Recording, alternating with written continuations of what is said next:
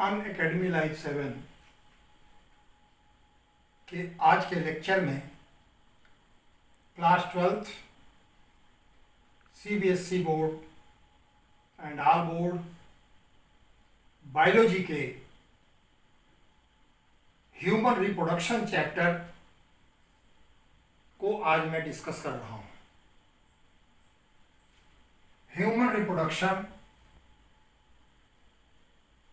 Reproduction थोड़ा complex है, इसलिए इस चैप्टर को मैं कई पार्ट में लूँगा। First of all, what is reproduction? Human के केस में केवल सेक्सुअल रिप्रोडक्शन से ही संतानोत्पत्ति हो सकती है।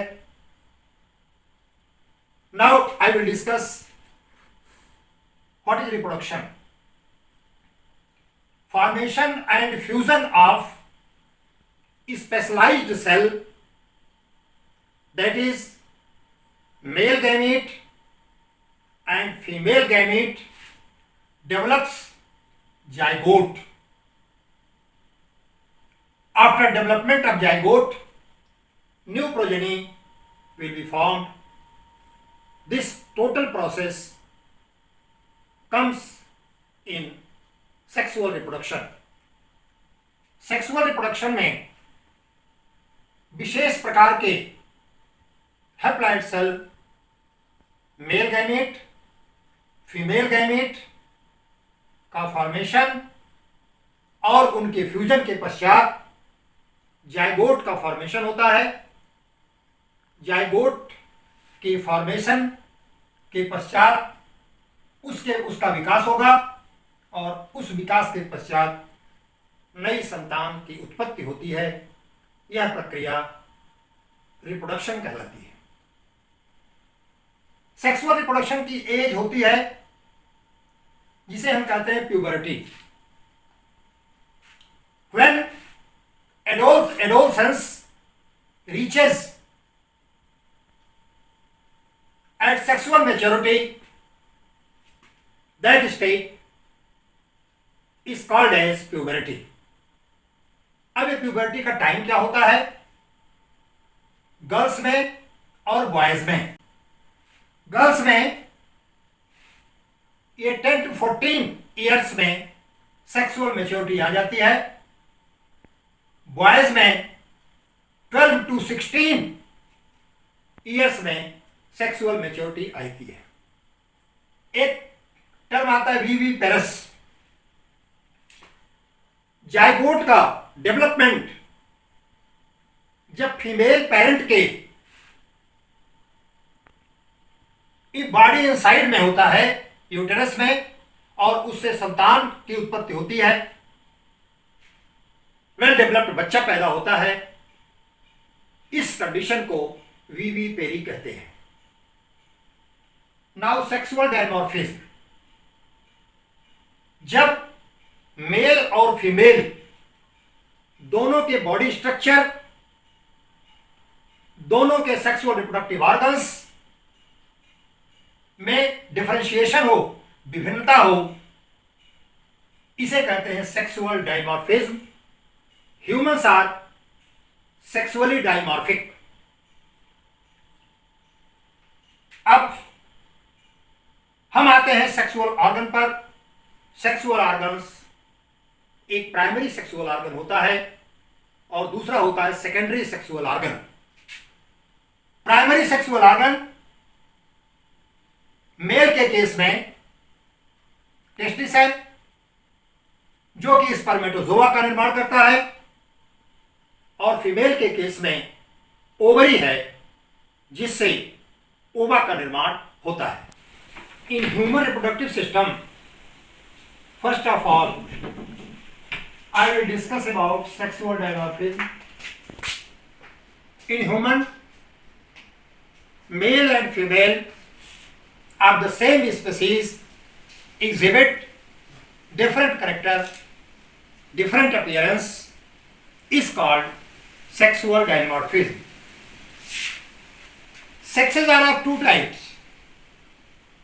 First, primary sex organ.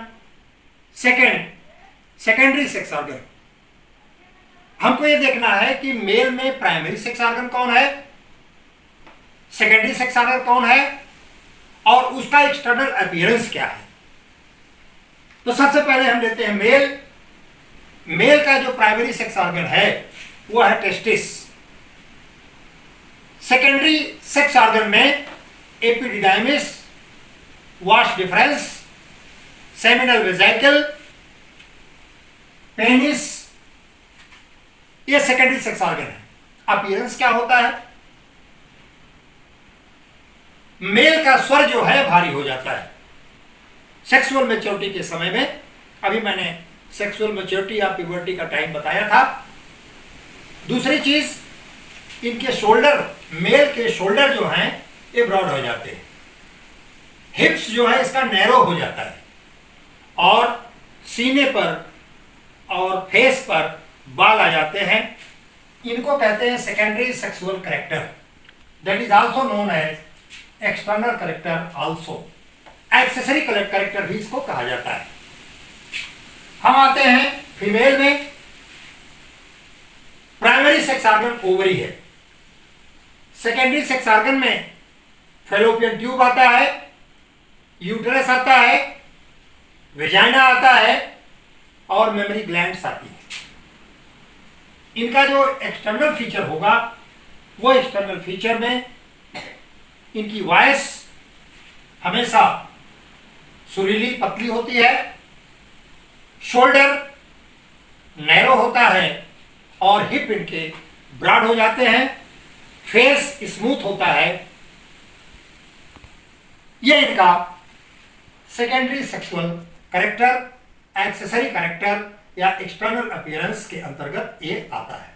Male reproductive system consist of pair of testis. Testis का एक जोड़ा ये स्क्रोटल सैक में पाया जाता है और scrotal sac that is also part of abdomen. Abdomen का टेम्परेचर 37 डिग्री सेंटीग्रेड के राउंड अबाउट होता है और टेस्टिस 32 डिग्री सेंटीग्रेड पर इस पे स्पर्मेटोजोआ या स्पर्मेटिस का डेवलपमेंट होगा। इसीलिए स्क्रोटल सैक एब्डोमेन से बाहर आ जाता है और इसी में टेस्टिस रहेगा। एक जोड़ा टेस्टिस स्क्रोटल सैक में ये पाया जाता है। इसका टेम्परेचर 32 डिग्री सेंटीग्रेड है। नेक्स्ट है एक्सेसरी ग्लैंड, जिसमें दो ग्लैंड्स हैं, एक काउपर्स ग्लैंड है और दूसरा प्रोस्टेट ग्लैंड है। तीसरा है वॉश डिफरेंस। टेस्टिस से ये नली निकल करके सेमिनल वेसिकल में जाती है और स्पर्मेटोजोआ को कंडक्ट करती है, ट्रांसमिट करती है from testis to seminal vesicle. Next है सेमिनल वेसिकल, जिसको कि आप हिंदी में शुक्राशय कहते हैं। वॉश डिफरेंस को शुक्रवाहिनी कहा जाता है। सेमिनल वेसिकल में जो स्पर्मेटोजोआ आते हैं वो यहीं पर उनका मैच्योरेशन होता है और मैच्योरेशन के पश्चात वो कपुलेशन के लिए रेडी होते हैं और फर्टिलाइजेशन के लिए पेनिस के थ्रू ये वेजाइना में प्रवेश करते हैं। लास्ट है penis, that is accessory organ which carries spermatids from seminal vesicle to vagina। तो इतने भाग पाए जाते हैं मेल रिप्रोडक्टिव सिस्टम में। Pair of testis, accessory gland. Accessory gland में दो ग्लैंड्स हैं, एक काउपर्स ग्लैंड है और दूसरा है प्रोस्टेट ग्लैंड। तीसरा है वॉश डिफरेंस, शुक्रवाहिनी, जो टेस्टिस से स्पर्म को शुक्राशय में ले जाती है। तीसरा है सेमिनल वेसिकल, इसमें स्पर्मेटोजोआ ये टेस्टिस से आकर के यहाँ पर मैच्योर होते हैं और लास्ट है पेनिस, जिसके माध्यम से ये स्पर्मेटोजोआ फीमेल की वेजाइना में पहुंचता है। Now I will discuss about cryptorchidism. हमने आपको पहले बताया कि एब्डोमिनल कैविटी से एलिवेट होकर के स्क्रोटल सैक आता है और टेस्टिस एब्डोमिनल कैविटी से स्क्रोटल सैक में आ जाता है। कभी कभी ऐसा होगा कि टेस्टिस एब्डोमेन से स्क्रोटल सैक में डिसेंड नहीं करता, गिरता नहीं, और जब वह स्क्रोटल सैक में डिसेंड नहीं करेगा, इस घटना को कहते हैं क्रिप्टोर्किडिज्म। ऐसे केसेस में मेल जो है ये स्टेराइल हो जाता है। तो इसकी डेफिनेशन आप नोट कर लीजिए। अनडिसेंडेड टेस्टिस इन स्क्रोटम और scrotal sac causes cryptorchidism that causes sterility in male। अगर टेस्टिस हमारा एब्डोमेन में रह गया तो चूंकि टेम्परेचर ज़्यादा है, और जब टेम्परेचर ज़्यादा है तो वहाँ स्पर्मेटोजोआ या स्पर्मेटिड्स का प्रॉपर डेवलपमेंट नहीं होगा, क्योंकि टेम्परेचर हाई है और हाई टेम्परेचर पर उसके लिए फेवरेबल कंडीशन नहीं होती। इस समय मेल जो है ये स्टेराइल हो जाता है। सेकेंड पॉइंट, ड्यूबर्नेकुलम, ये लिगामेंटस इलास्टिक कार्ड है जो टेस्टिस को स्क्रोटल सैक से कनेक्ट करता है। टेस्टिस को स्क्रोटल सैक से कनेक्ट करता है। तो you can say it is the ligamentous cord which attaches testis to scrotal sac, that is known as duodenum. Male reproductive system consists of one pair of testes situated in scrotal sac, vas deferens, epididymis, accessory glands, penis, urethra. Today I will discuss structure of testis. Testis में 250 compartment होते हैं जिन्हें testicular ट्यूबुलाई कहा जाता है, और एक testicular ट्यूबुलाई में 1 से 3 सेमिनिफरस ट्यूब्यूल्स होते हैं। आई will discuss about the structure of seminiferous tubule. ये डायग्राम है सेमिनिफरस ट्यूब्यूल का। इस डायग्राम में आपको दिखाई पड़ रहा है कि इसमें 3 कवरिंग होती है, outer covering, inner covering and middle covering. Outer covering को कहते हैं ट्यूनिका वेजिनैलिस, यह है। मिडिल कवरिंग को कहते हैं ट्यूनिका एल्बुजिनिया, और इनर फाइब्रस कवरिंग को कहा जाता है ट्यूनिका वेस्कुलरिस। इसकी ये जो लेयर है ये जर्मिनल है, और ये जर्मिनल लेयर, ये germinal epithelium for spermatogonia. Spermatogonia ये डिवाइड करता है और प्राइमरी स्पर्मेटोसाइट का निर्माण करता है। ये जर्मिनल एपिथेलियम, प्राइमरी स्पर्मेटोसाइट, ये सेकेंडरी स्पर्मेटोसाइट फॉर्मेशन करेगा। सेकेंडरी स्पर्मेटोसाइट से स्पर्मेटिड्स बनते हैं और अंत में मेटामॉर्फोसिस करके ये स्पर्मेटोजोआ का डेवलपमेंट करते हैं, और ये बीच में सेमिनिफेरस ट्यूब्यूल का ल्यूमेन है। इसके जर्मिनल एपिथेलियम पर एक कॉलमनर सेल होती है, जिस कॉलमनर सेल को कहते हैं Sertoli cell.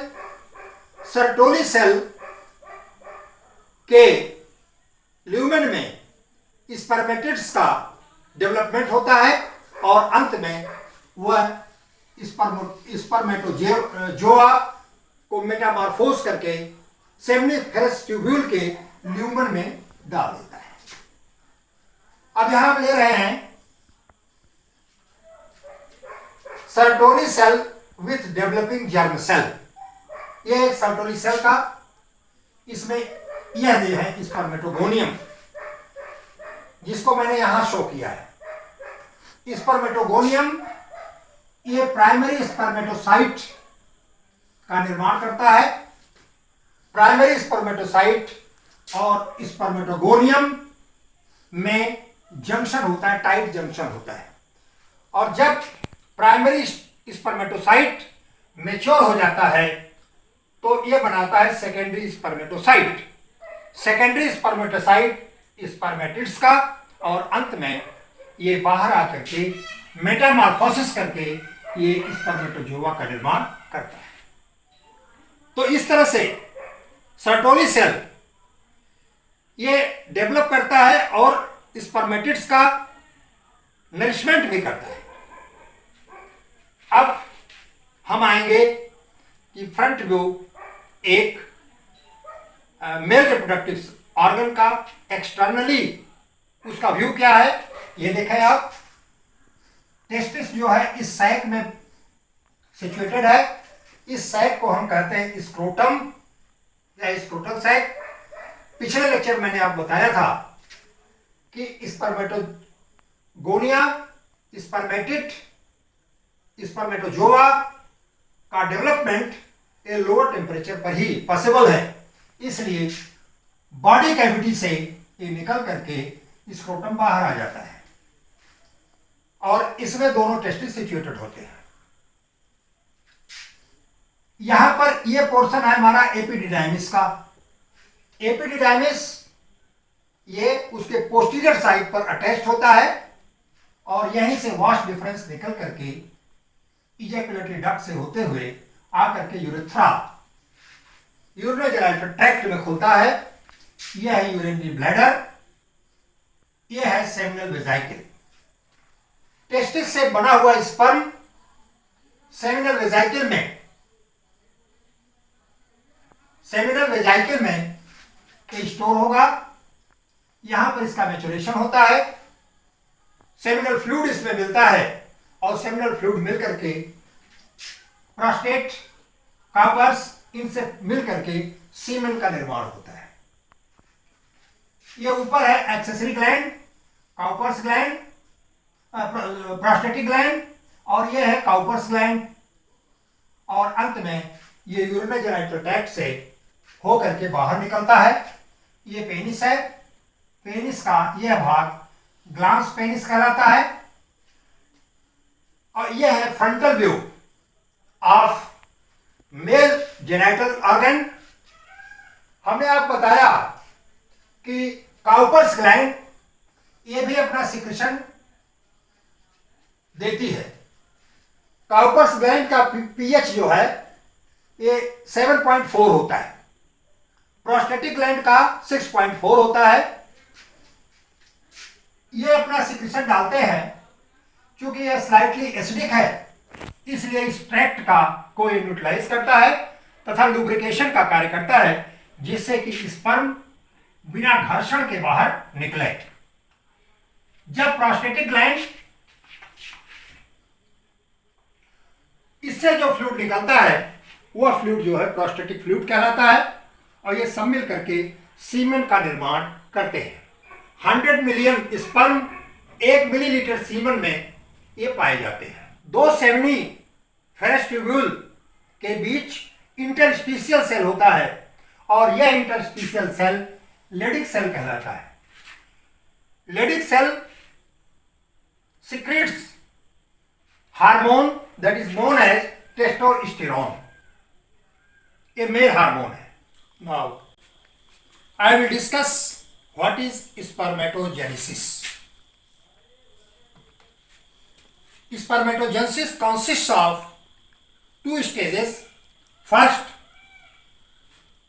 formation of spermatid. Second, metamorphosis of spermatid. So first of all, I will take formation of spermatid. एक चीज लोगों के दिमाग में रहता है कि स्पर्मेटोजेनेसिस या गैमेटोजेनेसिस में केवल मेयोटिक डिवीजन होता है, ऐसी बात नहीं। Spermatogenesis consists of 3 phases. First, formation of spermatid, that is by due to mitosis. Second, phase of multiplication to increase the number of primary spermatocyte. Third, phase of maturation, that is due to meiotic division. तो पहले हम लेते हैं कि phase of multiplication में ये हमारा diploid cell है प्यूबर्टी पर, जिसमें कि 46 क्रोमोसोम है। अब यहां पर इसकी संख्या में वृद्धि करने के लिए माइटोसिस होती है, और ये माइटोसिस रेगुलर चलती है, और इस तरह से प्राइमरी स्पर्मेटोसाइट का निर्माण होता है। प्राइमरी स्पर्मेटोसाइट में क्रोमोसोम की संख्या हर सेल में 46 ही होती है, डिप्लॉयड होती है। प्राइमरी स्पर्मेटोसाइट, अब इसमें फर्स्ट मियोसिस होगी, क्योंकि मियोसिस में 2 कंडीशन होती है, एक मियोसिस फर्स्ट और दूसरी मियोसिस सेकंड। अब यहां पर फर्स्ट मियोसिस होगी, तो अब ये यहां रिडक्शन डिवीजन हो जाता है, और इस रिडक्शन डिवीजन के पश्चात इसमें क्रोमोसोम्स की संख्या 23 होती है। इसके बाद सेकंड मियोसिस आती है, तो एक सेल से 4 बन गए, 1 से 2, 2 से 4। अब सब में क्रोमोसोम नंबर 23 होगा।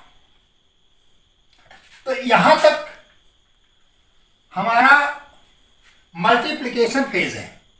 इस मल्टीप्लिकेशन फेज में केवल माइटोटिक डिवीजन होगा, हिंदी में आप उसको समसूत्री विभाजन कहते हैं। इसके पश्चात जब प्राइमरी स्पर्मेटोसाइट की संख्या हो जाती है, then meiotic division takes place. इसमें मियोटिक डिवीजन होगा, अर्धसूत्री विभाजन होगा। अर्धसूत्री विभाजन के पश्चात अब इसमें हैप्लॉइड सेल्स बनेंगे। तो यहां पर 46 है, और यहां पर कितना हो जाएगा, 23। अब थर्ड स्टेज आती है मेटामॉर्फ फेज ऑफ मैच्योरेशन में। अब इस फेज ऑफ मैच्योरेशन में ये जो सेकेंडरी स्पर्मेटोसाइट है, दे मेटामॉर्फोजेस इनटू स्पर्मेटोजोआ, और ये स्पर्मेटोजोआ एक मोटाइल होते हैं। अभी आपको मैंने बताया कि यह प्रक्रिया सर्टोली सेल में होती है। Structure of spermatozoa. Spermatozoa consist of 4 part. First head, second neck, third middle piece and fourth tail. Spermatozoa 4 भागों में बटा होता है। ये पहला भाग है आपका हेड, दूसरा भाग है नेक, तीसरा है मिडिल पीस, और चौथा भाग है टेल। इसमें एक कॉन्स्पिक्यूअस न्यूक्लियस होता है, ये आपका न्यूक्लियस है। ये ऊपर प्लाज्मा मेम्ब्रेन है, ऊपर के भाग को कहते हैं एक्रोसोम। गॉल्गी बॉडी एक्रोसोम का डेवलपमेंट करती है। एक्रोसोम का निर्माण ये गॉल्गी बॉडी से होता है। इसके बाद इसी से यह पोर्शन आपका टेल का, नेक का, मिडिल पीस का ये पोर्शन लगा होता है। इसमें 2 सेंट्रियोल होते हैं, 2 सेंट्रियोल होते हैं।